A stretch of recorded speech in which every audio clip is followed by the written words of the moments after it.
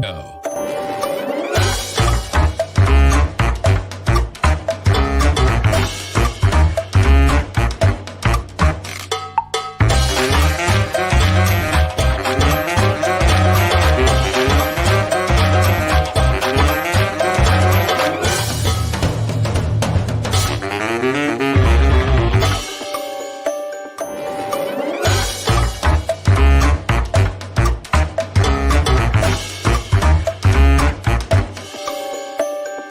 Here are your hosts, Scott Allen and Christina Bowen.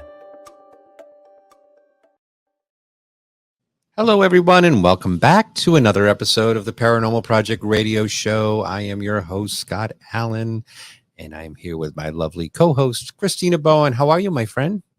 I am fabulous. Cold, but fabulous.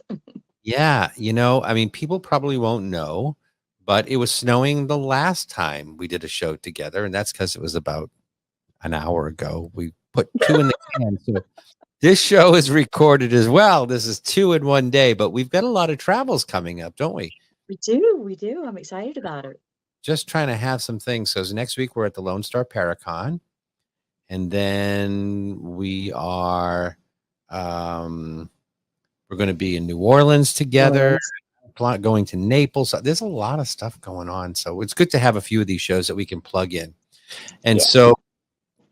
And so I'm excited to be here and to have this opportunity to meet with our guests. Now, you've heard of the Loch Ness Monster in Scotland, but today we're going to talk about the monster of Lake Champlain.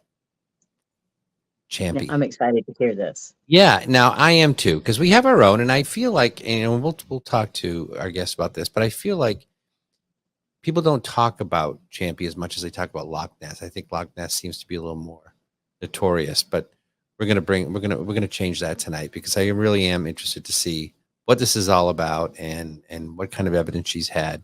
So our guest is probably the most well-known Champy researcher anywhere around. So I'm gonna bring her out. Katy Elizabeth, welcome to the show. How are you? Hi, good guys. How you doing? I got my cat here as he was hogging the thing earlier. He wants all the attention. Don't worry. Good. They're good.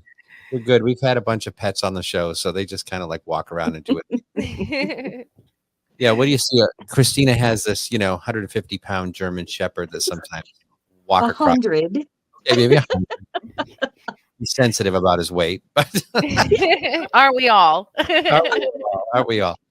We just call him a large boy. Yeah. Katy, how did you get involved with studying and researching Champ?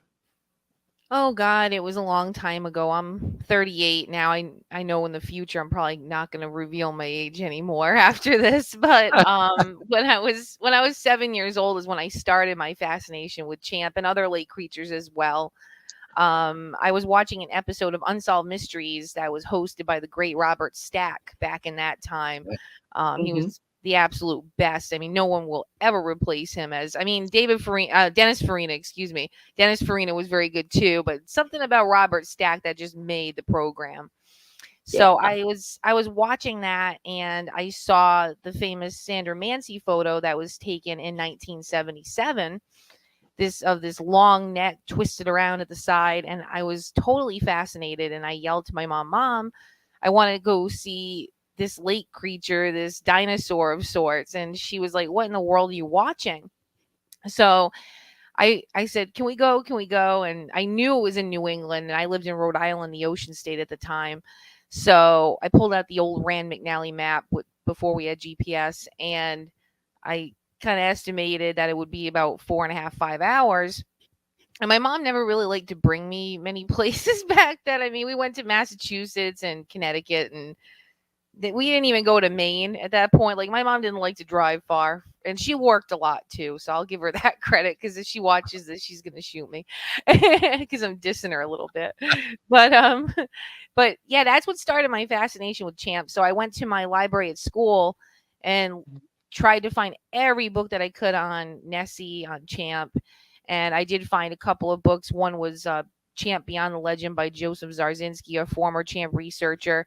And the other one, I'm trying to remember, it was a Loch Ness book. I think it was by Tim Dinsdale, who was one of my idols. Great guy and very hands-on, very much how I am today with the field research, because we have a lot of armchair researchers, which are really great because they're really good at collecting the reports and getting them out there and that sort of thing. But the field work is my passion, because I believe that in order to make new discoveries, you have to put your boots on the ground and get out there and do the hard work, or else you're going to rehash the same stuff. The Mansi photo, how many times can you rehash that over and over? So that's how I got started. And then in 2012, I was actually working for a paranormal group at the time. And as much as I love the paranormal, I don't deal with it anymore because I've had a lot of things that had followed me home and not the greatest experiences at times, because I'm very sensitive. So I kind of gave up on that. I mean, I might still dabble a little bit, but I'm very careful. So at the time, my friends were like, let's go on a trip somewhere different. And I'm like, well, let's go to Lake Champlain, because it's a place I always wanted to go. And as soon as I got out of that car, I had tears in my eyes because I felt like I was home. It was the weirdest thing.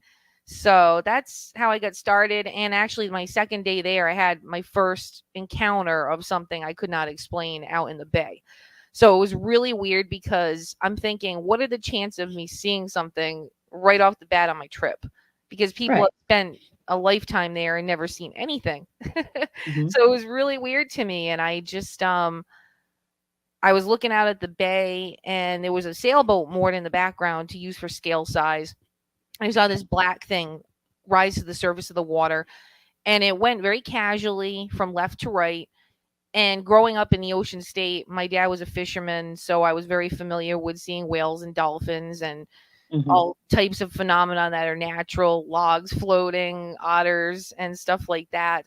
Boat wakes is a very common thing that a lot of people think they're seeing a lake monster, and it's just boat wakes. So when I saw this thing, I was just in total awe. I had a couple of friends with me that were in the background eating their breakfast, and they were like, oh, that's cool. Like, they weren't even interested because they wanted to go out to look for Bigfoot, and I wanted to look for Champ. So they were just, I don't know, they had no interest in it whatsoever. But my one of my friends that was with me at the time, he was sitting with me and he witnessed it as well. So I ran to the car to get my camera, because I didn't have my camera on hand, because I didn't think I was going to see anything the second day there. I mean, come on. So I ran to get my camera, and then it was gone, and I was just like so angry about it. And I said, this is it. This is where I'm going to start getting my own equipment going. I actually had built a hydrophone system kind of with a piezo mic at the time, and I put it in a PVC pipe, and I used JB Weld to go around. I did all kinds of stuff. I kind of like jerry rigged everything. What was that? Would you use that? What would you use that for? For hydrophone? Hydrophone is an underwater recording system that records underwater sounds. They use it for cetacean research with whales and dolphins. You can also use it for listening for any type of seismic activity with earthquakes and stuff like that. Very, very sensitive microphone. So I built my own little jury-rigged microphone at the time. I didn't get anything. It kind of, I look back at it and it sucked. But hey, it was an idea, and I was trying to MacGyver it at the time. Yeah. So that's how I got started. And then, because that, I truly know this for a fact. When you see something that you can't explain, and you have that, I've always had a passion for mysteries anyway. Ever since I was a little girl, I've had paranormal experiences. I don't really talk about it much now because I'm into the cryptid field now. But I've had some really strange things happen when I was really little. We lived in a house that was haunted for quite some time. And I don't know. I just think that when you have an open mind like that, these things seem to gravitate towards you for sure. And I think it's because some people, they don't have blinders on. They have a whole range all around them, eyes behind their head, I always say. And I'm one of those types of people. I notice the damnedest things that other people's don't. They don't notice. They're like, how the hell did you see that? So that's just my nature, I guess. So what have you discovered? What is the biggest aha thing that you've learned from your own research? Mhm. Um, I mean, there's a few things that I've gathered over the last 11 years. What's really interesting, we captured echolocation multiple times in Lake Champlain. The echolocation was basically the first thing that I had captured in a slew of things. And when that happened, I had heard before that there was echolocation recorded there. And I had worked with a woman named Elizabeth von Muggenthaler that was on quite a few Discovery Channel programs where she had recorded echolocation in the lake. And Can you then explain due what to echolocation is? okay, echolocation is basically instead of man-made sonar or electronically made. So if you're in a boat and you have a fish finder, it's putting out a beam of sound. And when that beam of Mhm. sound hits an object, say a school of fish or a rock or something, it bounces back and produces an image. So cetaceans that we know today, they use echolocation, whales and dolphins, to navigate the areas to find basically it's a mental picture. They don't need eyesight. They just use this echolocation. So they put this beam of sound out, it bounces back and produces a mental image for them. And they use that for navigation as well as finding food. So that's basically what that is. So during echolocation, they make certain clicking noises. So if you're listening to a type of fish finder, which is kind of the same sonar, Mhm. you'll hear a constant tick, tick, tick, tick. It's not a tick, tick, tick, tick, tick, tick, tick. It sounds like a clock. It's just a constant beat in between. With echolocation, it doesn't work that way. You're going to hear variables up and down because they're distributing it out in like a certain pattern to cover all bases versus a regular sonar that's just a constant mechanical ticking. Gotcha. So Okay. it's the sound that we had gotten, and that was 2014. It was very similar to what she had gotten. So I was like, wow, I'm really onto something here. So um I've gotten probably at least 15 echolocation recordings. I'm guessing because I've got a hard drive, external hard drive that's full of stuff that I haven't even like I've heard weird things like, okay, this one's cool, but it's a little muffly. I'm gonna use the best ones that I got or whatever. So I'm very picky with what I present to the public because I'm very analytical minded as a person. Mhm. So the video that I captured in 2014 of a champ animal crossing Button Bay, I had gotten that, and that one I presented. I've got some other videos that were kind of strange, like disturbances and stuff that weren't boat wakes or anything, but they weren't good enough for me to put out there and say positively this is a champ creature. So there really isn't. I mean, really, the aha moment for what I've gotten, I would say, is the sonar pictures and sonar video that I've captured. I mean, the other stuff is just as great, but it was something totally different. Like I got so spoiled with getting the echolocation recordings. It was just like hearing a dog barking down the street to me. Like there they are again. So the sonar was interesting because I always said that I wouldn't really try it because I believe that it's very invasive to the hearing because animals that echolocate have that high sensitivity of hearing range. Mhm. But with people fishing the lake all the time, they have fishing derbies with hundreds of boats around. They're really used to it. So it's really not as invasive to them as it could be. Say if people just showed up all of a sudden in a lake that there wasn't anybody using fish finders, then that would be kind of a different story. So, I mean, yeah, I think it is very, very bothering to their ears, but they're getting an immunity to it.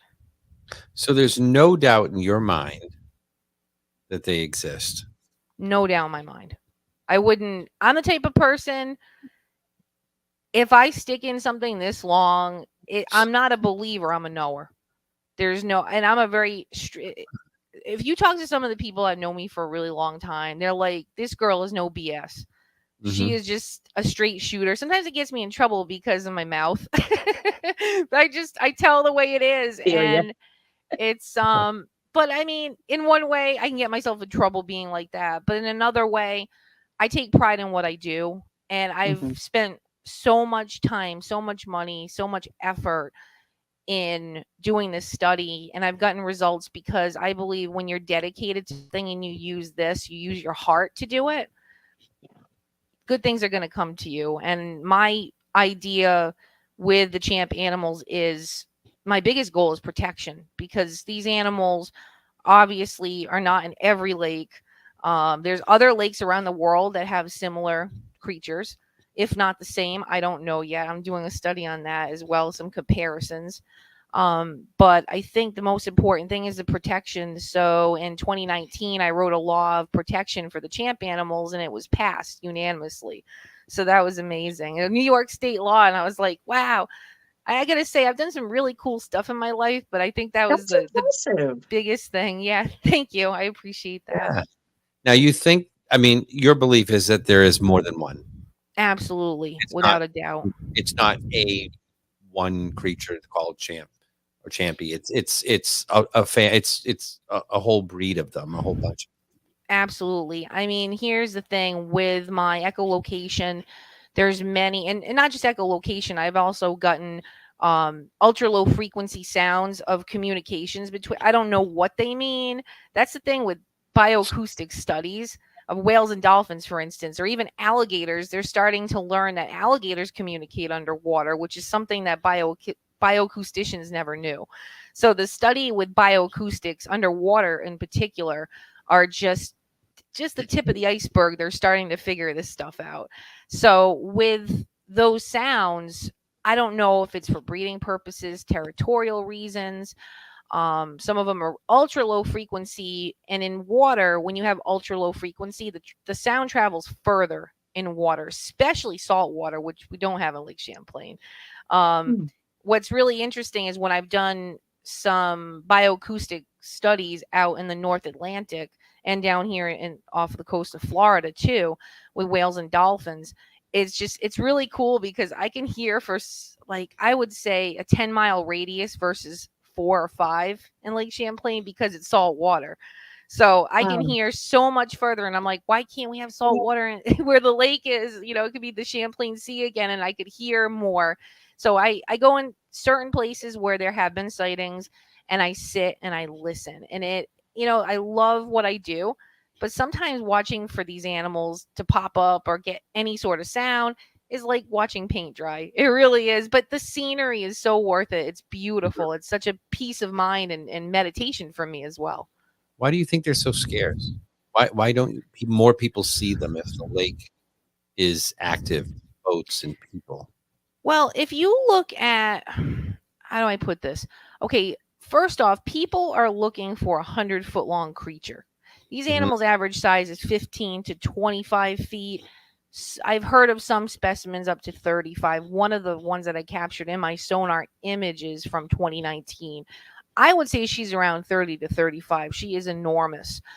And with reptiles, now I believe these animals are ectothermic, whether reptile or amphibian. So with ectotherms, we are, as humans, are endothermic. So we can sustain our inner core temperature, and we can do that on our own. But reptiles and amphibians, they cannot. So when the water is below 50 degrees Fahrenheit, that's when the sightings start to plummet, which I find interesting. Plus, some people say, well, maybe it's because there's not any tourists on the lake. The tourism compared to Loch Ness is not the same. You hardly see anything about Champ around the lake. It's the weirdest thing. It's not that popular. Over the last 10, 12 years that I've been doing this, though, I've brought so much awareness about Champ. So now it's starting to go a little bit more haywire, and there's a little bit more attention to it because of the echolocation, the sonar, and the video. But it's, I mean, how do I put it? People are looking for this 100-foot long thing like a whale, and they're not that large. There are reports from the 1800s that these animals were 100 plus feet. But my theory is that I think they move in pairs, because I've gotten I believe it's the same too in this area. So you add 30 feet, 35 feet plus 20, 25 feet. That would look like one massive creature. because they swim like diagonally next to each other, and I've got them on the bottom of the lake. And then 3 weeks later, when I went back, those were gone, because there were some people that are like, maybe they're logs and all this stuff. And I said, okay, well, I'll go back to try to debunk it and see if those logs are still there. Well, the logs weren't there. They were gone. Adios. And then further up the lake, as I went, they were swimming under my boat, and I got them underneath the boat.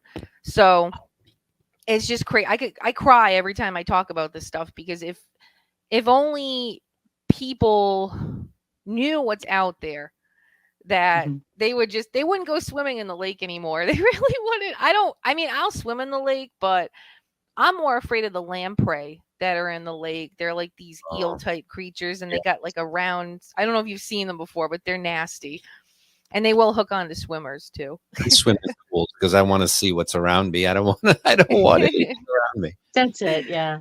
So there's no doubt in my mind what's in there. I mean, I feel so privileged to be the voice for them and for the protection.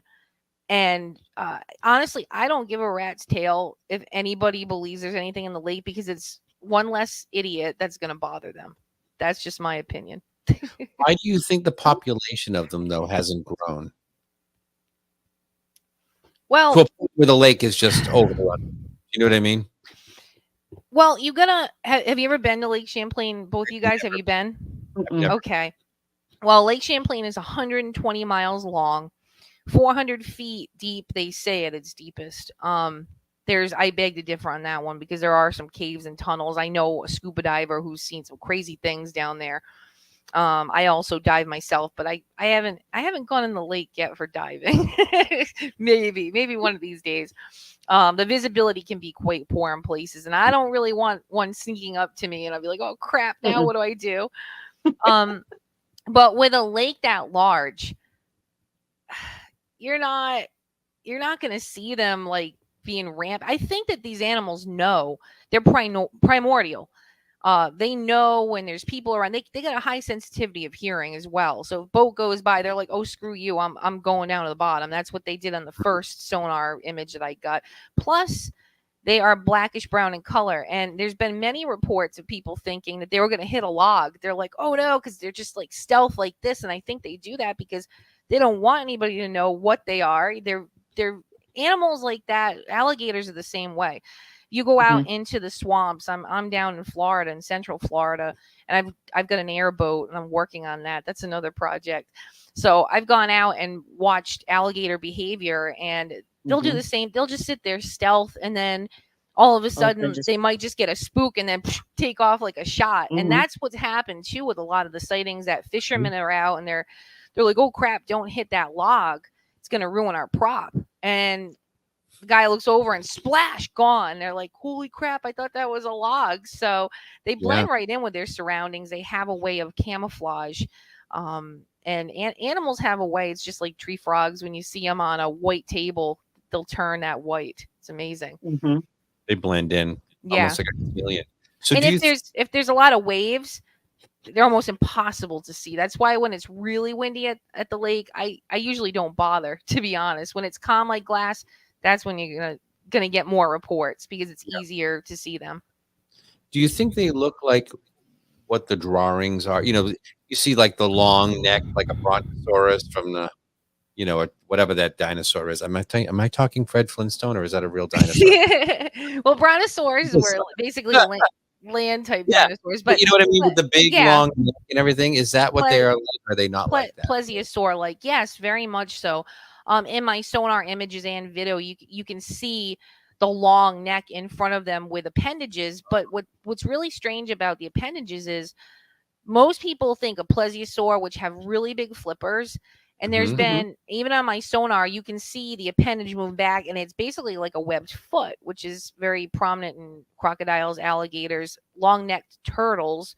There's different species of long-necked turtles that they have. It looks like a flipper, but you got the digits in between, and then you have the webbing all around it. So yeah, that's the one difference between them. Their neck is basically like a piston. So have you ever seen a soft-shelled turtle like strike at somebody though? It's crazy. There then was come right back. yes, and they have that ability. That's an ambush predator. So I think for the most part, what they do is they sit on the bottom when fish are going by and just like snap them back. Because in my sonar video and pictures, you can see that there's like a wrinkle in the back of that one animal's neck, like a couple wrinkles where he's kind of pulled back like this. So he could probably extend his neck maybe 3 feet even longer than what it looks like on that. So they're very strange. I don't think they're a plesiosaur. They're probably related to them, but the morphology compared to anything in our known fossil record, they are not quite the same. They have some differences. So I don't know if it's evolutionary adaptation, where their morphology is changing with their environment over time. I have a feeling that might be what we're dealing with, but there's nothing in our known fossil record to match them completely. There's some features, the long neck and that sort of thing, but they're a little different than what we know of, which is if we could find a fossil of one, it would just, that's one goal that I hope to find something like that on the lake. Never been washed up or anything. We don't have anything like that. And I think the reason for that, if you guys ever watch Swamp People on History Channel, shoot them. So shoot them.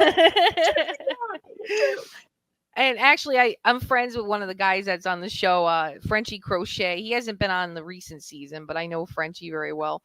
When they go out there, and sometimes they'll shoot a gator out in open water. And if you ever noticed, as soon as they shoot the gator, they have to go right to it and grab it and pull it into the boat because it's going to sink. It'll sink. And I think with these animals being extremely muscular, because in my 2014 video, it was analyzed by the Science Channel, and biologists were like, what the hell is this? All they could think of was an alligator. And it's like, well, alligators don't move in vertical undulation. They don't have this quivering of the skin, which indicates that they have a high mass of muscle. So any animal, which is very much like an alligator because they have a ton of muscle, they're going to sink right to the bottom very quickly. And in the wintertime, I think these animals go into a torpor-like state where they, like the turtles do. Some turtles will bury themselves partially in the mud or completely slow down to less than 1 heartbeat per minute. So I think during that time, it's giving the lake time to replenish food. A lot of people say, is there enough food in Lake Champlain? But we have over 300,000 acres of marshland, and these animals have been seen in the marsh systems, particularly at nighttime with eye shine, which is Tapetum lucidum. So I think they're opportunistic feeders. I think they eat vegetation as well as a carnivorous diet with fish and waterfowl. Interesting. So they're moving outside of their environment into the swampy area? Yes.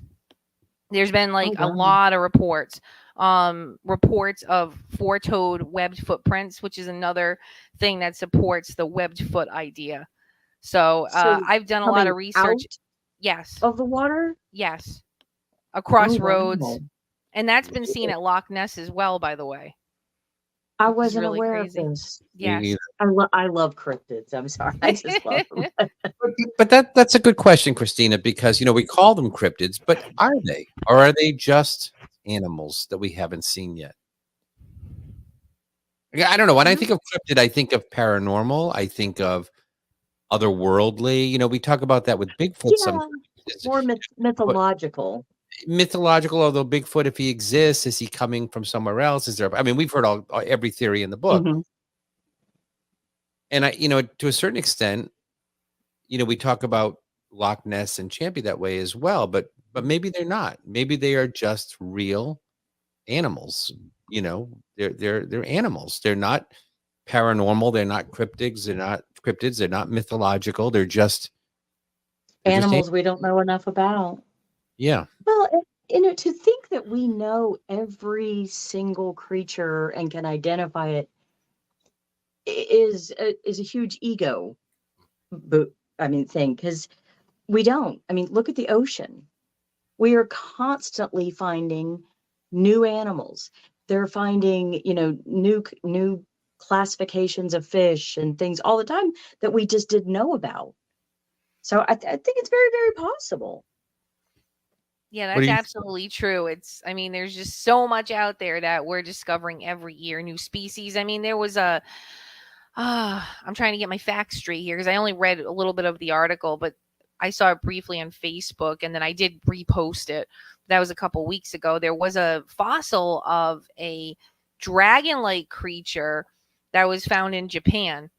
And nobody, it doesn't fit into anything in our known fossil record. So now we have something in the fossil record that's totally different than any other dinosaur like creature or dragon like creature, which I found amazing. And I said, well, see, this is to show we don't know everything. There's so many layers underneath the ground that we haven't even began to explore. So there's a lot of stuff out there for sure. And I mean, I hope one day I find something like that of a champ animal, because it's like, hello, I told you this stuff was here.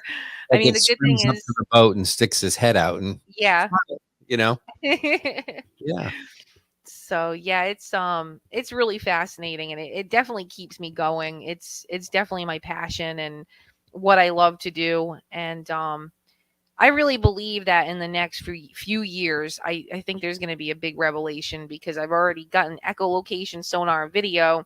I would like to get a head and neck video. The problem with video, though, is there's so much fakery going on. And I mean, I'd send it to the Jet Propulsion Lab at NASA and be like, here, check this out and tell me, I want to show that, because everything I've gotten's been stated authentic. And I take so much pride in that, because I'm this little short girl of a person and the lake is so huge. And when you see drone footage of my boat from up above and how tiny we look, it's like, holy crap. I mean, it's just amazing. Humbling, isn't it? It's just crazy. It's like, I feel like an ant. I feel so small. And I think if you put your mind to something and you use your heart, sky's the limit. It really is. And I really think that something's going to happen pretty soon with this, with DNA. I did do a DNA type of testing with a TV show. The problem is we don't have anything to go by in a way, because like I And to said, compare it to. so I'm thinking either reptile or amphibian, unknown, is probably going to be the best thing that we're going to find. It's going to take a lot of money to do it. It's something that I'm working on right now, but I have a feeling that we're going to get some really good results with that eventually. I think we need more samples, I think more than one lab involved, with larger databases with reptile or amphibian. Yeah. And there are, and the difficult part about reptile and amphibian type of DNA is that it's very hard to detect it. But I have some connections down here in Florida, which is really interesting, and I'm working on this. There's specific ways to test for reptile or amphibian DNA. So I'm working on that. So it's because they don't shed, like snakes shed like crazy, like pythons. They're doing testing down here on the invasive pythons in the Everglades.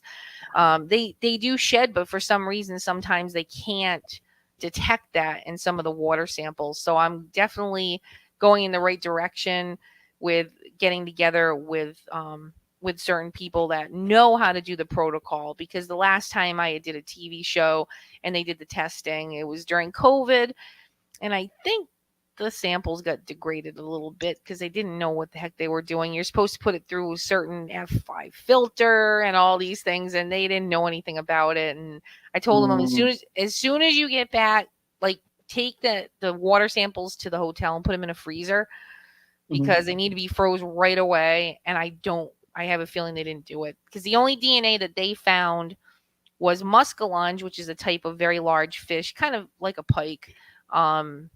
That was good though, because they're endangered in Lake Champlain. So that was kind of a nice thing that shows that they're replenishing, they're coming back. They didn't find otter DNA, they didn't find waterfowl DNA. So that's stuff that's in the lake all the time. So that shows me that it's not right. Yeah. Right. That's going to be in your average pool. You're going to have Exactly. Exactly. So, there you go. So they're not finding it now. You're in Florida. They're not finding it down there. Meaning, what we're seeing at Lake Champlain. We're not seeing them because they would compete with some of the gators and things like that. I mean, I feel like they'd be more obvious if they were in bodies of water, in Florida. We're seeing them more like up north, right? Where else have you seen them? Or not Well, you personally, but people in general. Where are the I was gonna say I've only seen Champ. I hate to break it to you. I wish I saw yeah. Morag and Nessie and Ogopogo. That would be freaking awesome. But there are lakes across the latitude, the boreal force belt. So the northern part of our globe that these animals have been seen. So you have Lake Okanagan, Loch Ness, Lake Champlain. Over in Scotland, there's a ton of lochs where there's been some sightings. Loch Morar, that's another one that I'm going to be traveling probably in September to Loch Ness and Morar. So Oh, wow. Morar is the way you're supposed to say it in Scottish. And my Scottish friends probably still going to say that I didn't say it right, but Americans say Morar. So, Americans butcher things. so there's like tons of these lakes that have similar creatures in them. Mhm. I've never been to, but I want to try some of the protocol that I've used at Lake Champlain to see if I can get echolocation and do a comparison. And if we get something similar, that means they're either the same species or something very closely related. So it's going to be an adventure to go over there in September and check out Loch Ness and Loch Morar. It's going to be really cool. I'm excited. That is going to be cool, and it's beautiful. Have you ever been? You ever been out I there? hadn't been, no. So beautiful. I've not been to Loch Ness, but I've been through the lochs in the Highlands. It's just so beautiful. Oh God, I Just can't wait. It's gonna be unbelievable. great. And there's a lot of fairy lore and stuff. I'm all into the is. fairy stuff and Oh, Celtic. yeah. Yeah. Yeah, we were just talking about the fairies a little while ago. I was in a cave in Scotland a couple of years ago, and it was just really odd because this cave, there are supposedly a lot of fairies there, and people will come and leave offerings to the fairies. And if you're mean, then they follow you home, and they're not very nice to you. They're not like nice. It's not Tinkerbell. You know what I mean? It's a different kind of fairy. So I was taking pictures throughout, and I just had my cell phone. That's it. And when I went back and looked at the photos, they were all like this, and then there was one that was upside down. The guy was That's at the bottom. wild. The tree That's was the. crazy. You can't take an upside down photo with an iPhone. That's crazy. But it did. You can't with And Android either. I'm not saying it's paranormal. I'm just saying I have no idea how that happened, because all I was doing was snapping like this. I wasn't trying to do any acrobatics. Well, it's funny because I had a friend from Ireland. He passed away a few years ago, but I remember telling him, because he was all into the water horses, the kelpies is what they call these creatures over in Celtic lore. And he was all into that stuff. And I remember he had told me a story about his grandpa, his uncle, not his grandfather, his uncle Seamus. And he lived in County Cavan, Ireland. And you have to look that up on the map. I think it might be kind of in the center is where he was, because Ireland's huge. So he was telling me when he was a child, there was a tree on the property of his uncle Seamus's farm, and he had told one of the workers not to cut this tree down because there was a fairy ring around it with the mushrooms, the fairy ring that was going around this tree. So I guess the guy didn't listen, and he cut the tree down, and the worst stuff happened to this guy. And his machine, like his bulldozer machine, whatever the heck it was, it disappeared, and they never found it. Like, it just went poof, it was gone. So when he told me that story, I was like, get the hell out. And then I started looking into the stories of leprechauns and fairies and the fairy fae, and it was just like, that's happened a lot. So it makes you wonder what is out there with that spiritual realm, that other veil that we don't know about that's coming through. It's really weird. So I don't know. He was totally adamant about this story, and I've heard similar stories to that afterwards. So that was a fun little story that my friend Jim told me a long time ago. We had a woman on the show last week who said, and she's a medium, and she's been to Lily Dale and all these other places that are very spiritual. She claims she's seen them with her eyes. And I said, Wow. not your mind's eye, right? like with my eyes, I've seen them. And, the only fairy I've seen flew out of Cinderella's castle right over the Magic Kingdom. That's it. That's the only fairy I've ever seen. But I find it fascinating. I just think it's There was fascinating. a documentary that I saw some time back, and someone, I think it was, I'm trying to remember, I think it was near County Cork, which is, I have a little bit of Irish background, very, very old though, like long time ago, that I got in my DNA test that I got done, and it was Killarney in County Cork. But someone had found this little leather shoe out in a field, and they're like, oh, maybe it's a doll's shoe. So they actually, I think they sent it to, excuse me, the Smithsonian or somewhere like that, and they had it like put under a microscope, and it was like better than what a cobbler would do. Like it wasn't a doll Mhm. shoe, and they were like, "What the hell?" And I don't know where Very that well very made. shoe. Yeah, exactly. And they think they tested it, and they said it was made out of mouse skin. So I was like, "What the hell?" So that Really? was Oh, really wow. freaky. Yeah, I can send you the link to that later. It was really, really weird. And I'm like, and I learned that when I was a kid. I read about that in a book, and I thought maybe it was bogus. And then I happened to see it on a documentary not too long ago, and confirmed that it was a real thing that happened. And the family of the guy, I don't know who the gentleman's name was, but they still have the shoe, but nobody really talks about it. And that's all I know. It's kind of a secret to where it is. I like to see it because that's I'd crazy. love That to. is crazy. So do you think, and sort of getting back to our topic, but do you think that, let's say Bigfoot as an example, and I know I don't know Mhm. that you've done a lot with that, Sasquatches and Bigfoot. Do you feel that they're the same? When I say the same, obviously they're not the same animal, but the same situation, but they're just animals? Or do you think there is a paranormal component to the Bigfoot and Sasquatches? I think with Champ and Bigfoot, I think that there's sort of a protective bubble around them. I believe that they're basically biological.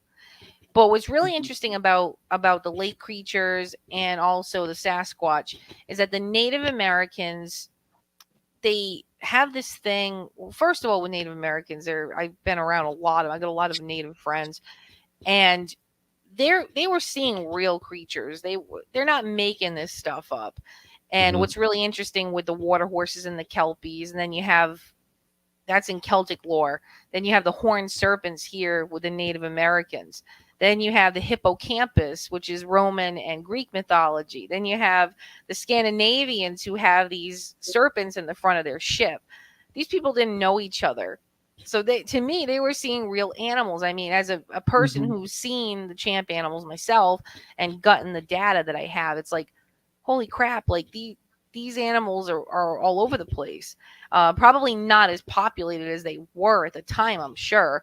Mhm. But with Bigfoot and also the lake creatures, I think that they're biological, but I think that there is some sort of protection around them from the Native Americans in a way, because when I had gotten my sonar images, it was really crazy because my friend Frank, who passed away a few years ago, he had he had a sighting back in 1980 of one on the beach, and that's how I met him. Hmm. I was over at a champ event, and he came up to me and says, "I got to tell you about my sighting," because I've never told anybody about this. So that's how him and I became friends, and he was part Cherokee Native. So when we went out to do research, he said, "Well, I asked him. I said, "Hey, can you do me a big favor? Can you take the sage out and do like a blessing?" Because anytime around Lake Champlain, the Abenaki and the Iroquois would throw out tobacco and do a blessing to appease the creatures to allow them a safe passage. So I said, well, there's probably something to this. I really believe in the native stuff. So I said, Mhm. let's do some little ceremony. So we did. And that's when we get the sonar. And I was like, holy crap. It was like it broke that bubble, that protective bubble, because the natives say that the champ animals were created by the creator to protect Lake Champlain, and only those who will not do them harm will see them. And I'm So about setting your protection. intentions like you Exactly. did, said, Exactly. we're not here to hurt you. Yeah. And that's what Mhm. I think is the spiritual aspect. I don't think that they're that they're paranormal per se, but Mhm. there's definitely something around them, and I think that because I have that respect for nature and have that respect for them, that I've been damn lucky with what I've gotten. That's for sure. Yeah, it's pretty amazing. But it's a lot like, Christina. I mean, we talk about this a lot, right? And I think it's the intention. And I think Hmm. in some way the universe knows who you are and what you're all about. Yeah. I have I for the I mean, look, we watch all these ghost hunting shows, right? And they go and Yeah. they try to get an EVP on something, and you listen to it and you're like, okay, well, it sort of sounds like that. Maybe. Maybe. Yeah. And then they come through on my radio show and say, "Hi, Scott." And we've had that happen. They We do. I mean, have. crazy. I Hmm. I get messages coming through the radio show that are as clear as you talking to me today. I can put a Yeah. Well, recorder up in and I'll talk Indiana, we heard your name how many times? all the time. All the time. Yeah. Yeah. When I was doing my paranormal work and stuff, Yeah. there's some episodes on YouTube that I can send. And the other team members, they were a lot older than me, and they kind of thought maybe I was hearing stuff that they weren't because I was younger, because of Mhm. the mosquito tone thing where higher frequency younger people can hear it, but older people Right. can't. I Hmm. can still hear the same mosquito tone. I was 28 years old when this happened. I'm 38. So it's really weird. But what's really interesting about it is we were getting EVPs that they weren't hearing, but I was hearing. And then when we played back the recording, there it is. And those are still on YouTube, which is crazy. So I'll send you the link to those. And Cool. Yeah. it was really creepy though, because it was like anytime we go anywhere, they would get something, Katie, or hi Katie, hey. And I'm like, no, why does it have to be me? And it's just I just Yeah. think they just know. They know that when I think when you have a true heart, they're right there, and they're like, hey, this is someone I can talk to. So It's it's that. They crazy. know who will be able to understand them, hear them, and believe that it's them, and not just, there's some people that just, there's no way. You know what I mean? There's no way. See, You now Yeah. I just feel like this is more energetic, just the same way children and animals Mhm. will Yeah. just run to certain people. They know not to fear them. They know they're a safe person. They can feel that. That's kind of where my brain goes with this. Oh, it happens to me. I'm like an animal and kid magnet. I'm like, what the heck? It's like some kid in the grocery store just comes up and hangs onto my leg. I'm like, what do I do? There's some dog that's running down the street that somebody lost. I used to have like dogs show up at my house. It's like, why the hell are they coming to my house? So they I'm the know good neighborhood cat intention. lady, so There you go. See? I totally believe that, because they feel energy so much more than we do. I mean, they put us to shame with that. They know how you feel. They know all your mhm, emotions. They know a good person from someone that's not so good. They just know all of exactly. that. Yeah, and I think there's a certain amount of that goes on in any of this kind of work that we do. I Mhm. mean, I don't know Absolutely. that any of these champions under the ocean or under the lake. No, yeah, trust me. They were originally from the sea, so you're not far off, because No, it Lake was just Champlain was the arm of the ocean 10,000 plus years ago. So it was the Champlain Sea. See, I've heard a theory that all of these creatures similar to Champy and Nessie, etc., that water did cover so much of the earth, and all Yeah, of these bodies of water were connected, and absolutely. that's how they ended up in all of these deep lakes. Yeah, So, absolutely. I mean, we have remnants of ancient species that are still in Lake Champlain as well. We have the bowfin, the gar, and the sturgeon. They go back 100 plus million years, and they're still mhm, there. So it's like, how the hell can anybody say like, oh, there can't? It's totally impossible. Well, why are they still there then? Why are the bowfin, gar, and sturgeon still there? And then you think about crocodiles, alligators, snapping turtles. Um, mhm, we've got Komodo dragons. There's all kinds of reptile and amphibian species that are primordial, that have been here since the mass extinction. because they could go into freshwater estuaries and they survived the KT extinction. So it's like, why is it so far-fetched for a 15 to 30 foot long creature, a population of them, with the crocodiles and alligators and all the things that are still here on this planet today? Why is that impossible? They think of this big whale thing that's 100 feet long and it's going to eat people, and it's just ridiculous. So you got to think of it in logical terms, which is all they are. They're not monsters. We are the monsters. We're the ones that destroy our planet, destroy everything. And they're more afraid of us than we are of them. And but, you know, we call them lake monsters. We call them lake monsters. Yeah, it's just the metaphor, the fun of it, I guess. That's it. But the reality is, I don't think that they are. I think they're just undiscovered. Yeah, I mean, there's never been like any stories of people getting a chunk taken out of their behind or anything like that. So you don't hear about attacks from these kinds of creatures. I mean, there's been if anything, they run from us. Yeah, they do. There's been some accounts in like Russia, oh God, how do I pronounce it? Labiknir. I can't remember. I'm not Russian, so I'm not good with that.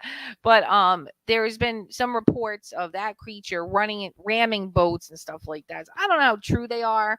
I have no idea. But for the most part, I mean, there's been some reports of people running into a champ animal and then they just dive down. They're gone. But nothing really aggressive, except for in Russia. I don't know if it's just they like to party with too much vodka and they just say everything's attacking them. I have no idea.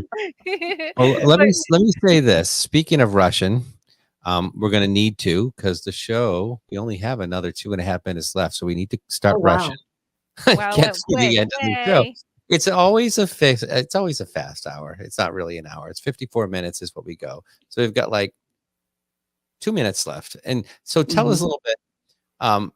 Your website, we've been scrolling across the bottom of the page. What are people going to find there? What will they learn about you and your work? Will they be able to see any of your evidence there? Or I actually have some of the sonar images and video posted on the page. If you go to our evidence page, you can learn a lot about that stuff. I'm still kind of working. I'm not that great at keeping up with the main website. I'm good at Facebook. I'm always on Facebook, as you know. So Champ search on Facebook. I have several pages. I'm also the president and founder of the International Dracontology, not dragon with a G. It's Gracontology. It's a study of lake creatures. And so International Dracontology Alliance is another Facebook page. And Katy Elizabeth Cryptozoologist is another page, and then my personal page, Katy Elizabeth. But those pages are where I put like my everyday videos when I go out on the lake, the live stuff, where people can keep up on my research vessel, Kelpie 2, where I have my hydrophone system, my sonar, my underwater cameras, and we do some live videos and stuff like that, which people love to see. So June, July, August is the best time for Champ. So that's usually when my live videos are going, and I have all kinds of stuff going on there. But my website, my main website, with some of the evidence that I've captured is www.katyelizabeth.org. So they can check that out. I'm coming out with another book. So hang on one second, Katy. I'm gonna have to have you back on to talk about this. We have actually come to the end of our time. They give us a hard stop. We can put it in the bio at the end. Okay, thank you for being here. Thank you for joining us. So much. And we'll see you next time on the show. Have a good night, everybody. You've been listening to the Paranormal Project Radio Show with Scott Allen and Christina Bowen.